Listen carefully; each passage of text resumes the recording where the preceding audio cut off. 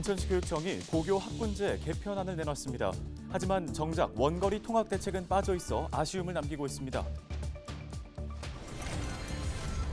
인천 녹색연합에서 환경부를 상대로 캠프마켓 D구역 환경조사와 위해성 평가 보고서 공개를 위한 행정소송을 제기했습니다. D구역의 토양이 상당 부분 오염된 것으로 예상돼 소송을 제기한 겁니다. 최근 부천에서 고교생 양궁 국가대표가 나왔습니다. 양궁 불모지에서 이뤄낸 쾌거였지만 여전히 인프라 확충과 환경 개선에 대한 숙제는 남아 있습니다. 김포에는 일찍부터 벚꽃잎이 만개한 탓에 주말 축제를 앞두고 꽃비가 내리고 있습니다. 이번 주 만발했던 김포 벚꽃 터널의 모습부터 주말 축제 소식까지 정리했습니다.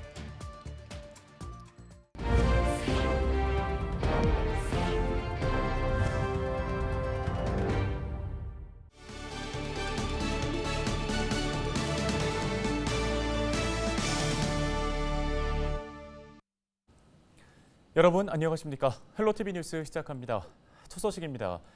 인천시 교육청이 고교 학군제 개편안을 내놨습니다.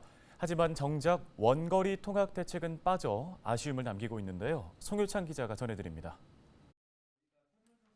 원거리 통학 문제 등 학생 불편을 초래하는 현행 고등학교 배정 방식을 개선하겠다며 내놓은 학교군 개편안. 현행 3개 학교군을 내년부터 6개 학교군으로 개편해 원거리 통학을 최소화하기로 했습니다.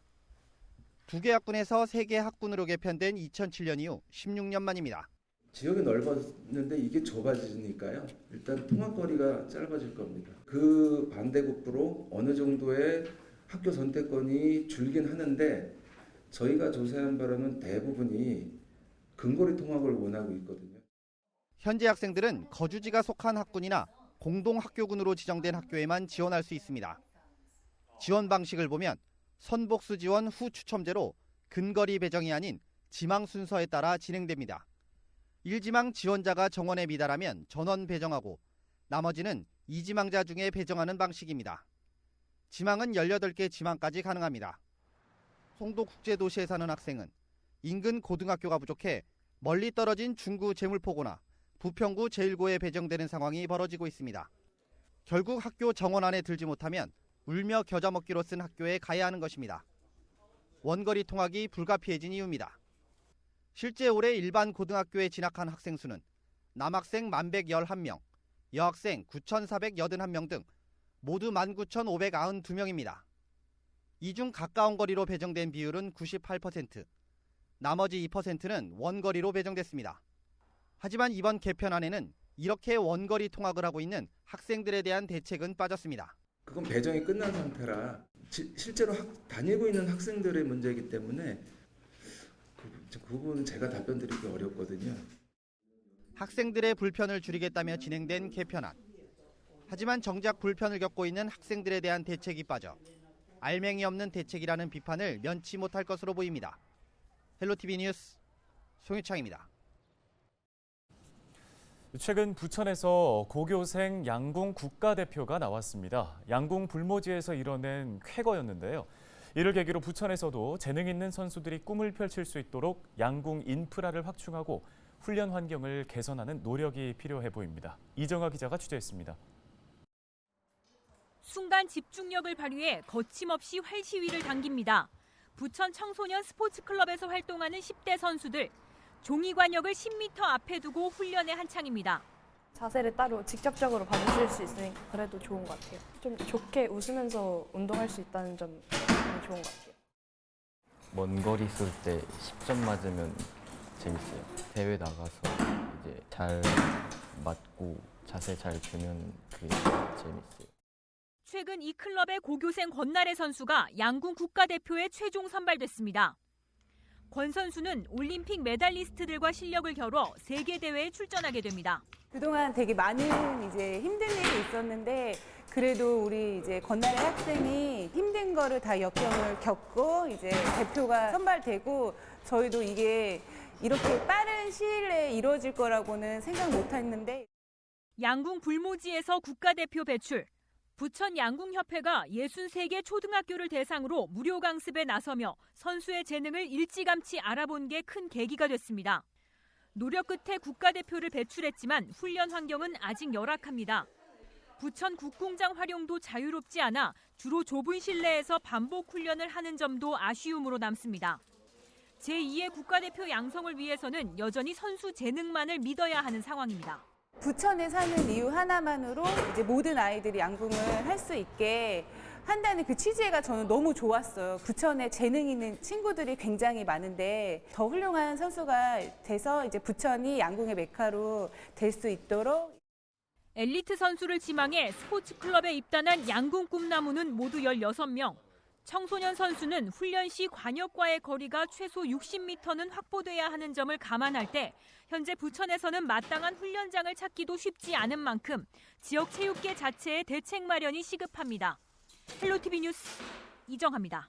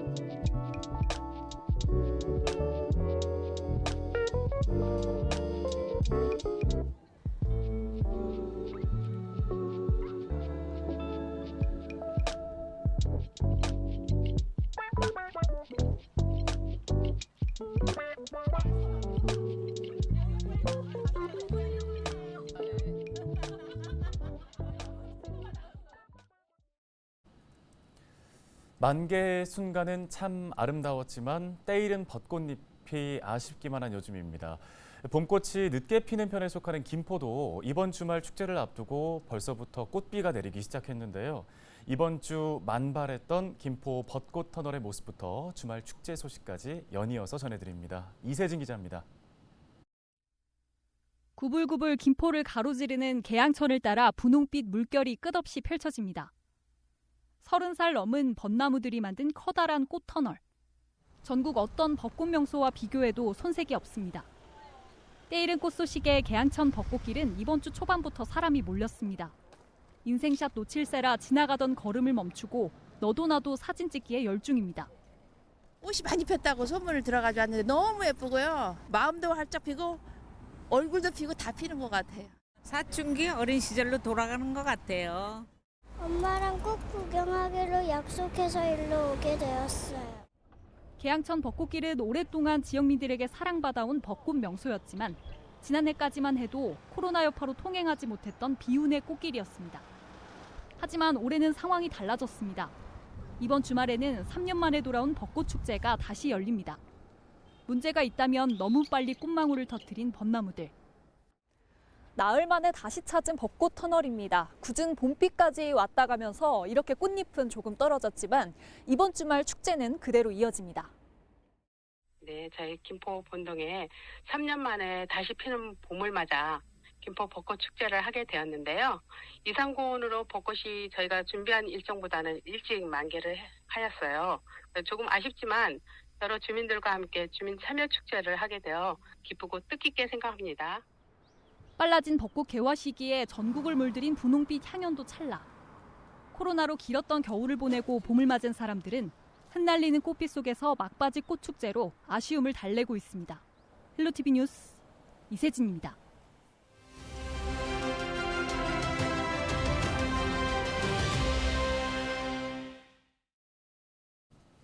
인천 녹색연합에서 환경부를 상대로 캠프마켓 D구역 환경조사와 위해성 평가 보고서 공개를 위한 행정소송을 제기했다고 밝혔습니다.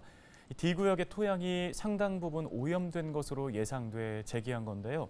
인천 녹색연합 박주희 사무처장 연결해서 자세한 이야기 들어보겠습니다.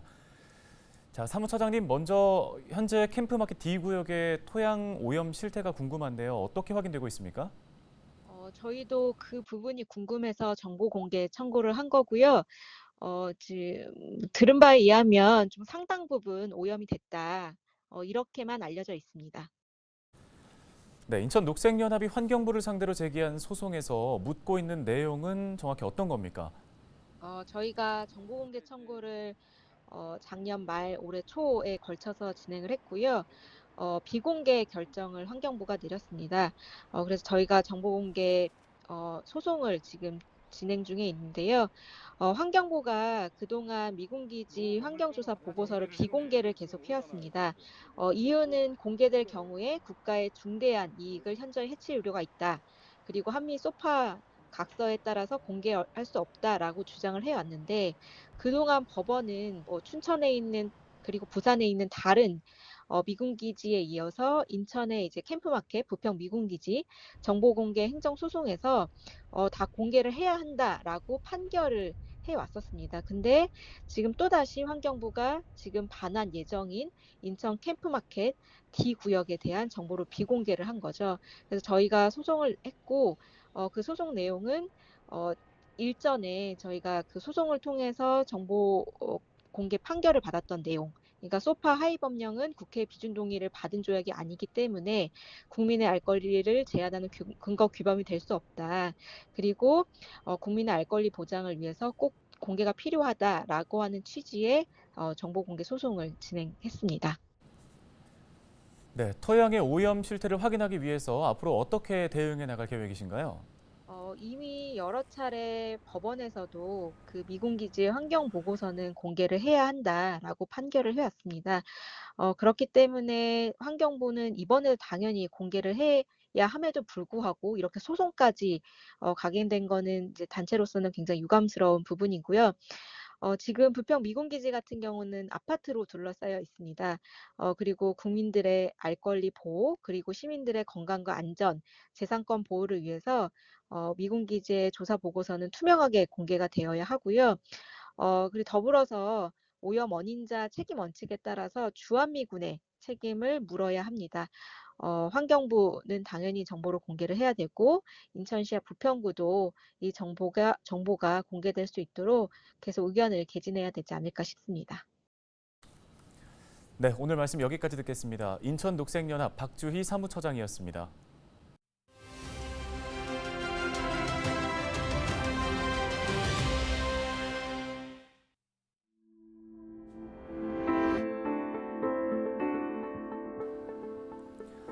지난 5일 성남시 분당구에서 차와 사람이 지나다니는 다리에 보행로와 난간이 무너지면서 한 명이 숨지고 한 명이 크게 다치는 사고가 있었습니다.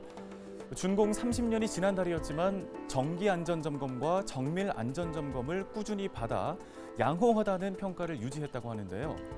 부실 진단과 관리 체계 전반에 문제가 있었는지 등 의혹이 커지고 있는 상황입니다. 전국 다른 지자체들도 유사한 방식으로 지은 도심 교량들을 긴급하게 점검하기 시작했습니다. 그동안 안전 등급을 받아온 노후 교량들부터 우선 점검을 하고 있는데요. 정밀 안전 진단이 불가피해 보입니다. 전국엔 준공 30년이 지난 교량들이 7천여 개에 이릅니다. 지금까지의 안전점검 방식은 교량 붕괴를 막지 못했는데요. 정밀하고 선제적인 안전점검이 시급해 보입니다. 데일리 브리핑이었습니다.